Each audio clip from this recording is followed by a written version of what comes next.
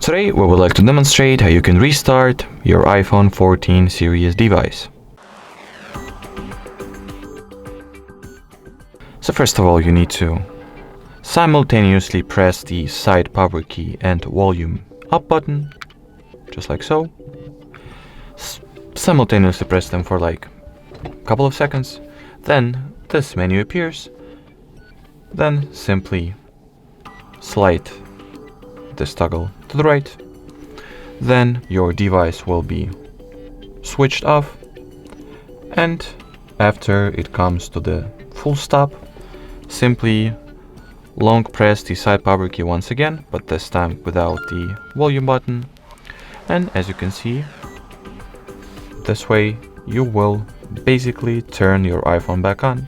Therefore, a full process in addition with turning off and getting the phone back on comes as a restart. Alrighty, so that will be it for this video. Thank you so much for watching, and bye bye.